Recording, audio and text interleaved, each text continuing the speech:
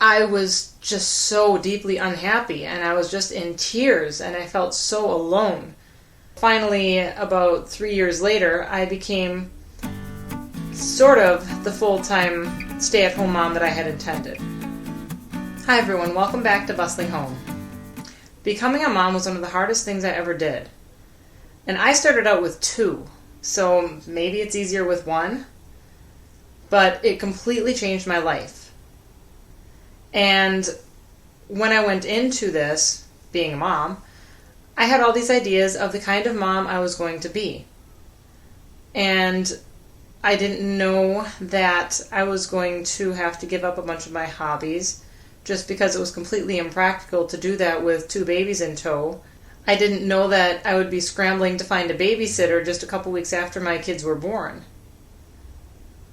I thought I was going to be a stay-at-home mom with my 2 beautiful little babies who I just loved from the moment they were born.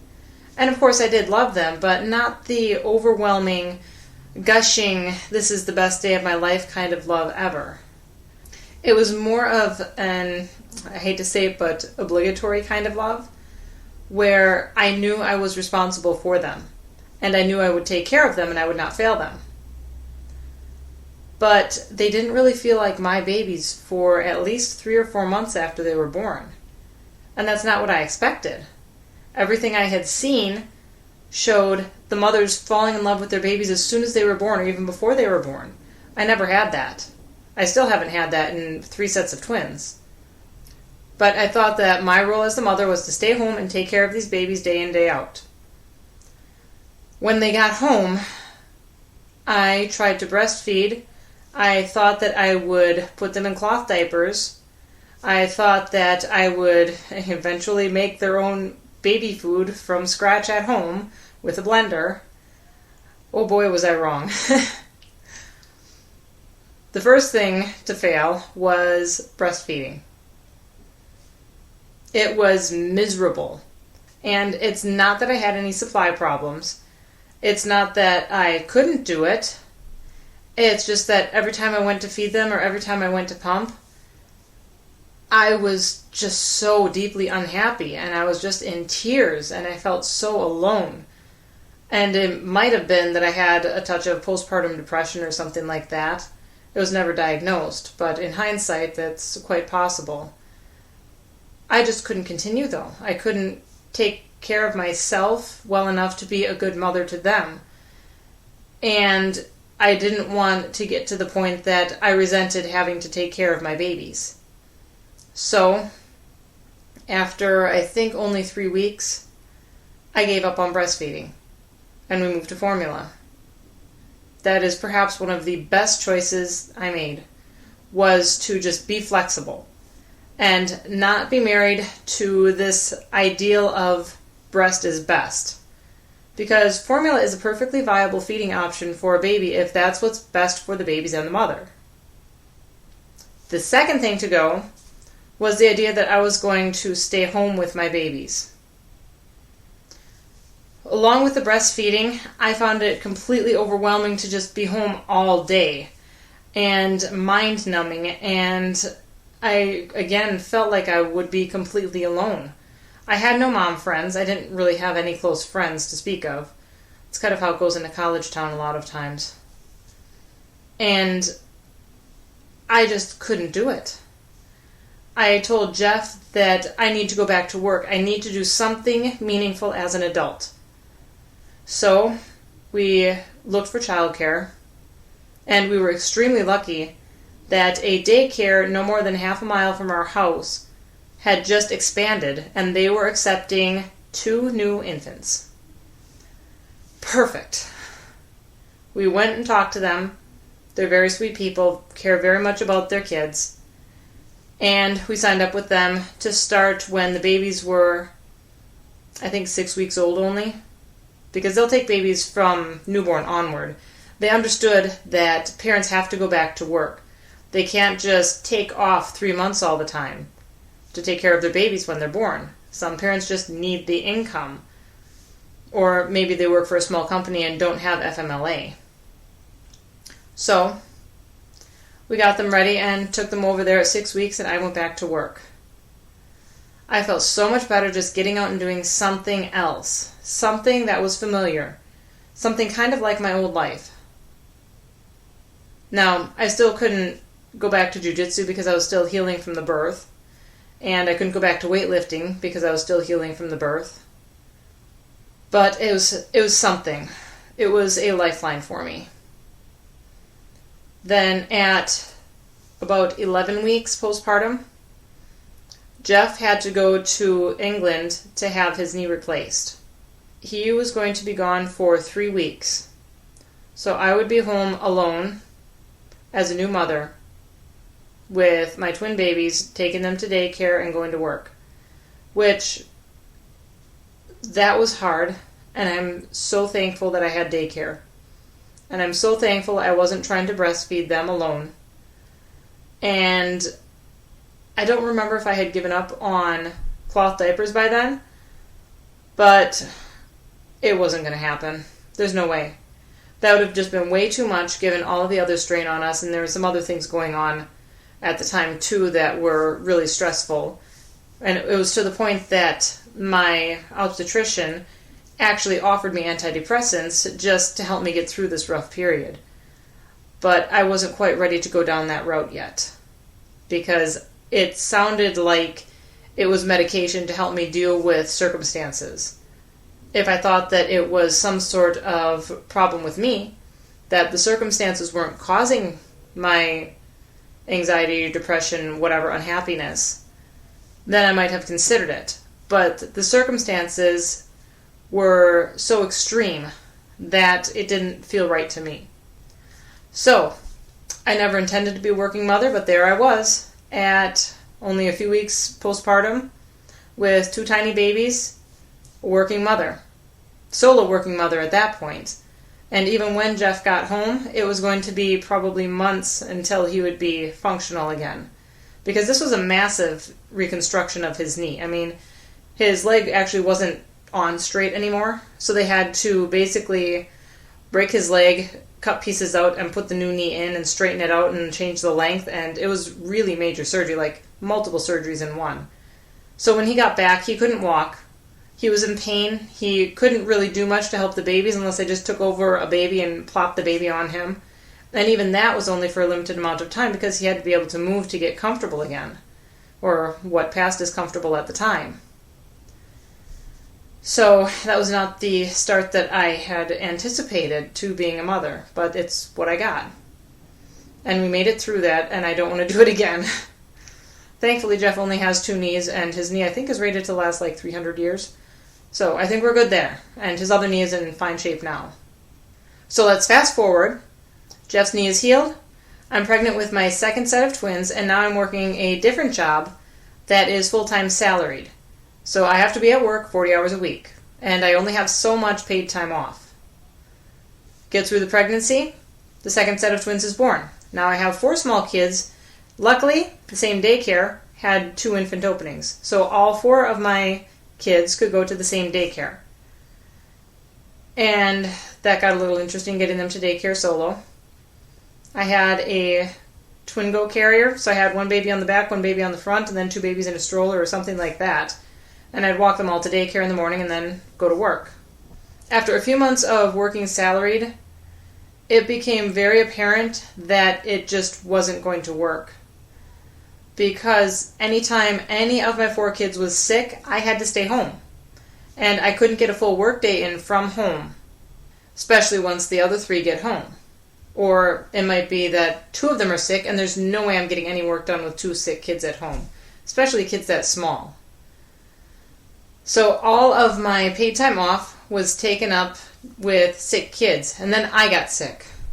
And I had no more paid time off left. I mean, I was completely out. We would not have a vacation. I had no more paid time off to take off when the kids were sick later. And I just needed something more flexible. So I talked to my boss, and luckily, the position had originally been offered as either hourly or salaried. So I just switched to hourly. And I was still working full-time most of the time. But it was on an hourly basis, which meant that I didn't have any PTO, but I also didn't have a limit on how much I could take off, if I had sick kids or some other obligation like a doctor appointment for them. So that was a blessing. And started my slow transition towards being a stay-at-home mom. The next big landmark was when we were preparing to move from Illinois to Wisconsin. I knew that the kids would be leaving daycare, and I knew that once my job ended, we would not be able to afford daycare for 4 kids up here. And my job had a finite time scale because I was working on a specific project. And once that project ended, I was out of a job. They didn't really have anything else lined up for me. Not to mention it was really hard to work remotely for that job. And I think it was better for everybody that I just be done at the end of the project I was on. Only a month before we moved, I took the kids out of daycare, all 4 of them. And what I did instead, to at least get in some work time, was I took them to the YMCA. And every day I would go to the YMCA, and they would allow, I think, 3 hours of childcare per day. So I would take them there, drop them off for 3 hours, get in as much work as I could in 3 hours, take them home, feed them, put them down for a nap, get more work in. And sometimes I would even get a workout somewhere in there, but not very regularly. And that worked at least as a transition until we moved. Once we moved to Wisconsin, I had no childcare. We didn't have anything lined up. We had tried to interview some nannies, and it just became apparent that nobody was going to be up to taking care of 2 sets of twins that were 17 months apart. Several people thought that they could do it, but I just didn't have the confidence to leave my kids with them. And I'm not going to leave my kids with somebody if I'm not comfortable with them. We had tried having a nanny down south in Illinois instead of daycare for the short period between when daycare ended and when we left the state. And that was awful. The one person that I hired, I came home one day and it was very obvious that Maggie had been eating crayons because she had it all over her shirt. She drooled it all over her shirt and it was all over her mouth. And somebody had a bump on their head or something like that, and she just could not handle paying attention to 4 kids at once. Very sweet lady. She would have been great with probably a couple of early elementary's kids, but not with 4 babies or toddlers. And that was after interviewing several people, one of whom was probably a meth addict. So that was interesting. A little bit after we moved to Wisconsin, we did find one of the babysitters that we still use, and she's actually become quite a good family friend. And we had a couple of other babysitters along with her at the time, all of whom have moved on now. But she couldn't work full-time until summer because she's a teacher. So obviously she had to go and teach, and she could do some evenings and maybe some weekends, but that was it. So I was working some very strange hours for a while for my job. And then in, I think it must have been February or March, I was pregnant with my 3rd set of twins. And if you've ever been pregnant, you know that the first trimester is just simply exhausting. So that made it hard to get work done too. But by summer, I was into 2nd trimester, and I was fine to work. So I had transitioned then to working about 20 hours a week with the hired childcare that we had found up here. And that job only ran until my 3rd set of twins was born, which just happened to coincide with when the project ended. So that was lucky. But there was no way that I was going to find another job up here. There's no way that I was going to be able to find a job online that would pay well enough to make childcare worth paying for and make the extra stress of arranging childcare worth it. So when that job ended, that meant I was becoming a full-time stay-at-home mom. What I had originally intended to be with my first set of twins. I just couldn't make the transition all at once. So finally, about 3 years later, I became sort of the full-time stay-at-home mom that I had intended. I didn't cloth diaper. I still didn't breastfeed because that first time trying to breastfeed was just awful. And watching 6 little kids alone, I had no idea how I would be able to sit down and breastfeed a baby without having chaos reign everywhere else, because I can't just jump up and stop a 3-year-old or a 1-year-old from getting in trouble. And I need to be able to do that when I have a bunch of little kids running around. Bottles were just a lot easier. And I still didn't make my own purees for the kids because it's just not that important in the scheme of things.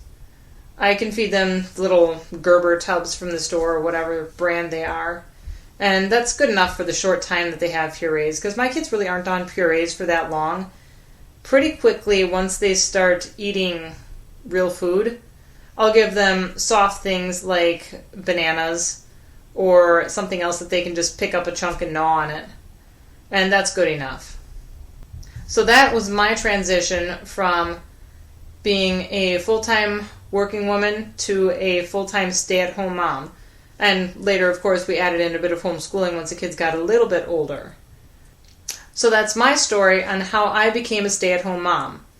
From starting as a professional working woman who had a doctorate and planned to go into research, to working part-time, to stay at home. Even though I intended to stay at home in the beginning and I just couldn't manage it. Are you a stay-at-home mom, and is that what you intended to be when you first had kids? Give me a little bit of your story in the comments below, or let me know if you have any questions about mine. I'd love to chat with you. If you enjoyed this video, please hit the like button. If you want to see more about homeschooling, homesteading, and homemaking, be sure to subscribe to Bustling Home. I'd love to have you stay. Thanks for stopping by. I'll see you next time.